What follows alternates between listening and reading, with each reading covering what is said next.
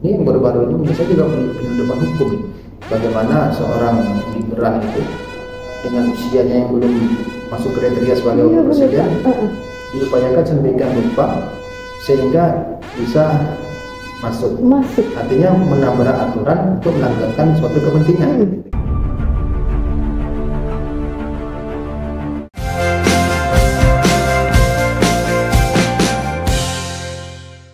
Oke, mengenai yang Bapak bilang tadi, kan Bapak di background Bapak itu menjadi dosen sudah 10 tahun gitu ya Pak ya?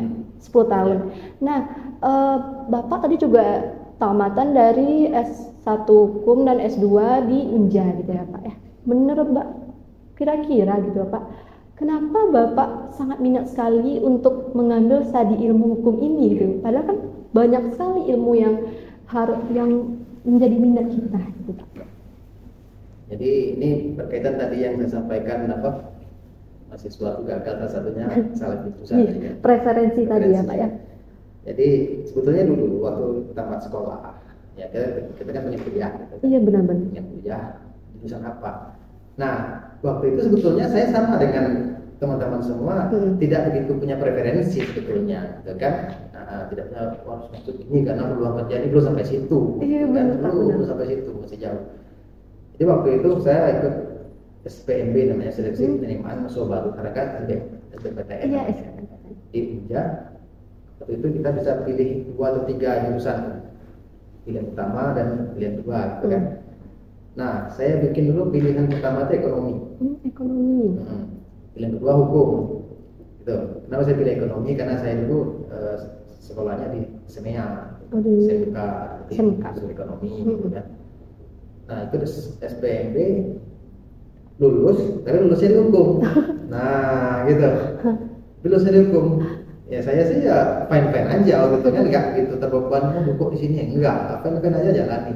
Nah setelah dijalani, ternyata menarik. Banyak tantangan ya Pak ya. Kan itu menariknya begini, kalau ekonomi itu kan hitung-hitungannya ya. Iya benar Pak. Saya termasuk yang kelemahan matematika. Sama kita Pak. Jadi ternyata ada hikmahnya ternyata. Iya. Nah hukum itu tidak bicara matematika, tidak bicara hitungan, tapi bicara logika, bicara penalaran, sebagainya. Dan saya tertarik dengan itu gitu. Jadi ternyata jurusan ini sesuai passion saya ternyata, gitu kan. Maka saya sampai bisa lanjut S2, bahkan sekarang lagi studi S3 gitu kan. Kalau nggak sesuai passion nggak akan mampu loh. Iya benar sekali. Karena sesuai passion.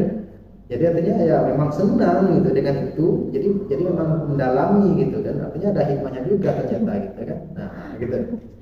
Berarti ada hikmahnya membuat 2 pilihan ya Pak ya, jangan satu gitu. Begitupun dengan Caca ataupun saya gitu ya pribadi gitu ya Pak. Untuk kedepannya mungkin harus seperti Bapak punya 2 option gitu. Jadi nggak melulu kita tuh stuck di satu pilihan saja gitu kan. Apalagi yang Bapak bilang tadi, rupanya saya berjodoh di pilihan kedua gitu ya Pak ya. Menarik sekali. Kira-kira Bapak ada ini nggak Pak, niatan untuk lanjut S3-nya gitu? Oh sedang kuliah sekarang? Sedang kuliah Bapak. Oh Masya Allah sedang kuliah Pak ya, kita doakan semoga cepat selesainya Pak. Oke, pertanyaan selanjutnya Caca. Nah tadi kan Bapak udah menyampaikan alasan Bapak kenapa Bapak memilih ilmu hukum. Nah menurut Bapak nih gimana tentang penegakan hukum di Indonesia saat ini? Penegakan hukum di Indonesia ya. Penegakan hukum itu artinya bagaimana hukum dijalankan.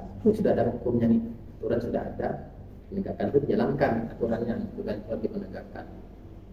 Menurut saya bicara tentang penegakan hukum, kita harus meninjau kepada teorinya Lawrence Friedman tentang 3 element of legal system. Ada 3 unsur dalam penegakan hukum itu. Pertama adalah legal substance. Legal substance itu adalah substansi hukum atau aturan hukumnya. Kedua adalah legal structure. Strukturnya adalah aparat penegak hukumnya. Ketiga adalah legal culture, adalah budaya masyarakat. Jadi ada 3 faktor nih: aturan hukumnya, aparat penegak hukumnya, dan budaya masyarakat. Nah, maka untuk melihat penegakan hukum di Indonesia kita harus melihat pada 3 unsur nih, yang mana yang masih lemah, kan itu. Kita lihat pertama aturan hukumnya. Menurut saya di Indonesia ini aturan hukum itu cukup baik dan banyak. Bahkan banyak yang mengatakan Indonesia ini adalah rimba belantaranya undang-undang. Iya benar Pak. Karena sudah sangat banyak kali undang-undang yang ada di Indonesia ini. Dan dibuat sudah cukup baik saya pikir. Walaupun kalau masih ada kekurangan sedikit itu biasa. Tapi secara umum sudah cukup baik.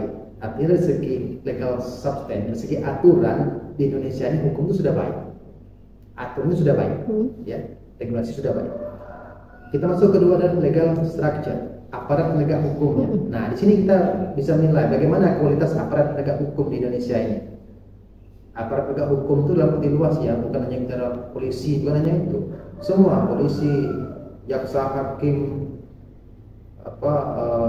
pegawai negeri, semua yang di pemerintahan itulah aparat penegak hukum.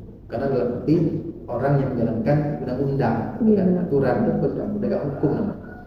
Nah, di sini yang masih bermasalah. Karena ada aparat-aparat penegak hukum itu yang masih memiliki moralitas yang kurang baik, yang masih bisa istilahnya penyelewengan hukum, gitu kan?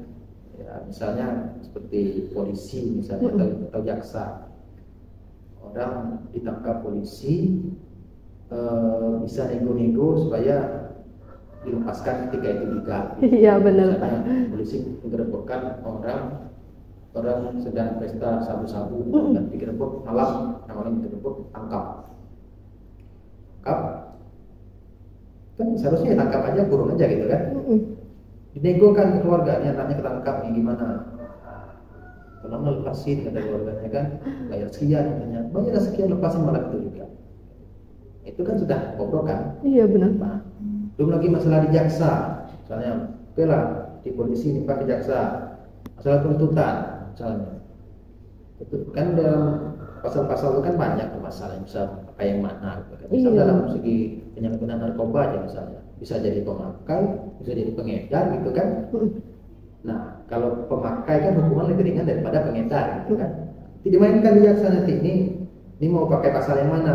Kalau mau pasal pakai jadi pemakai, hukumannya ringan. Kalau mau jadi pengedar, hukumannya berat. Padahal ini pengedar yang banyak, misalnya pengedar, tapi tawarin menjadi pemakai enggak. Kalau menjadi pemakai hukuman ringan, bisa direhab, ya dan sekian, kan gitu. Jadi yang gitu-gitu itu apa ya?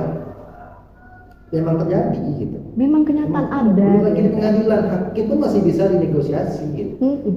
Ya, hakim pidana, hakim Mahkamah Konstitusi itu masih bisa dinegosiasi. Apalagi kalau ada paman-paman di hakim itu kan itu sangat bisa dinegosiasi kan, keluargaan gitu kan. Iya benar Pak.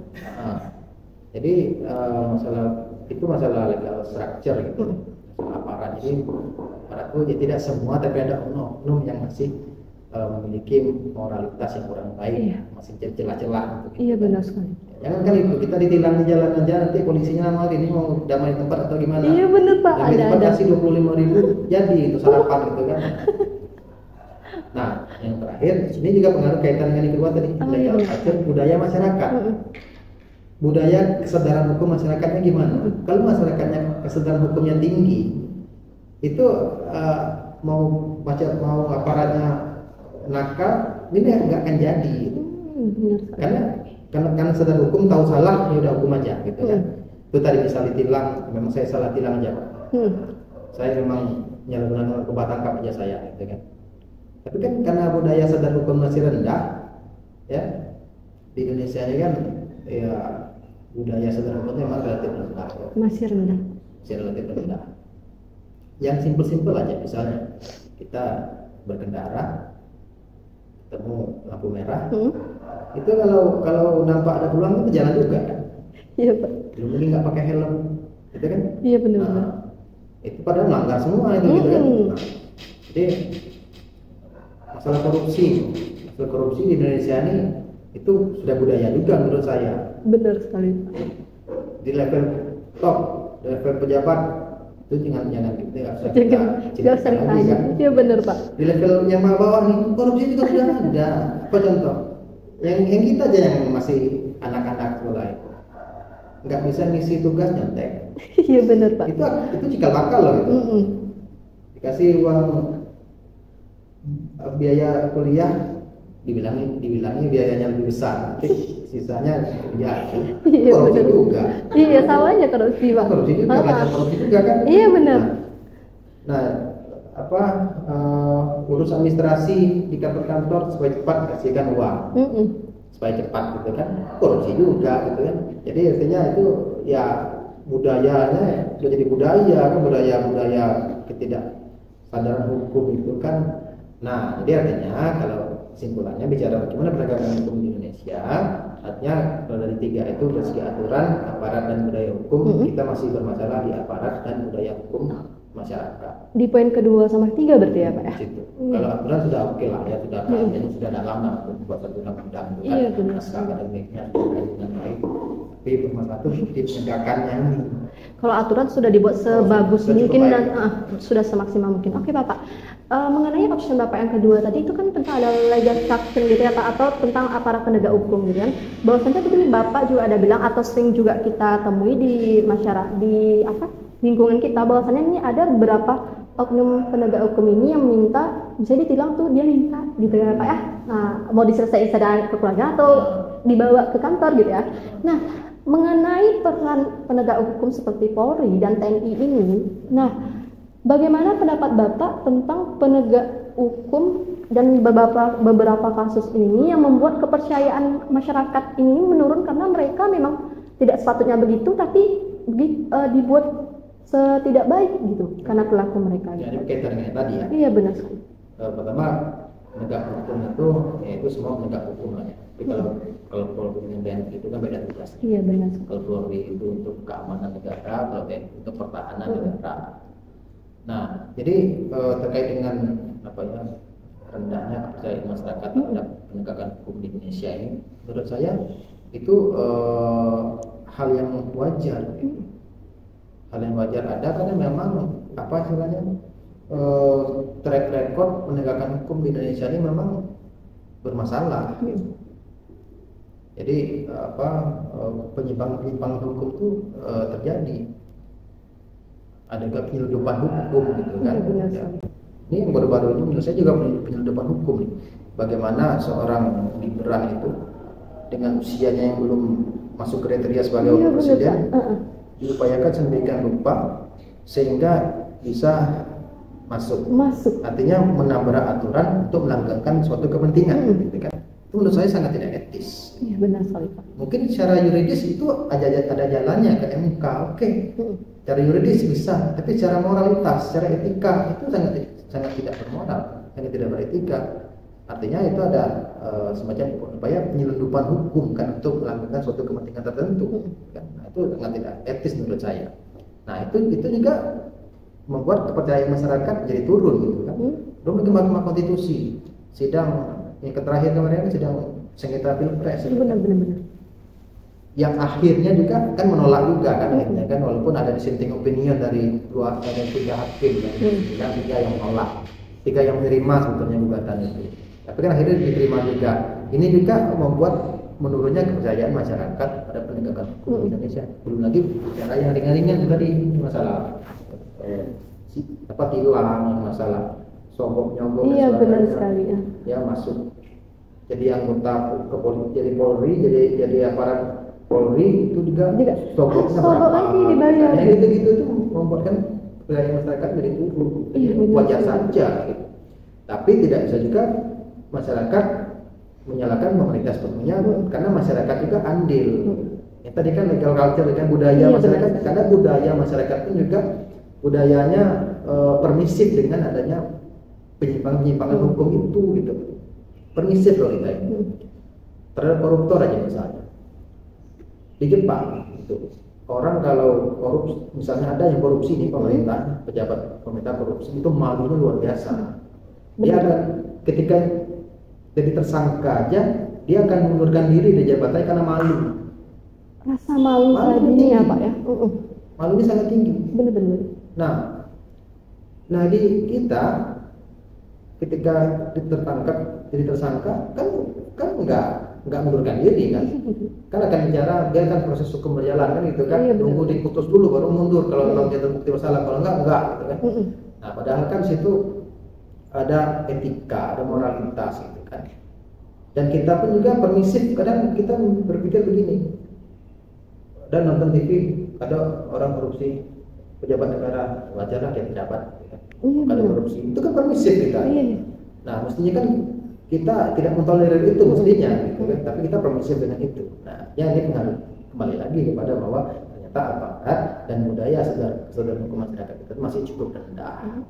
Nah maka penegakan hukum di Indonesia itu menjadi kurang baik.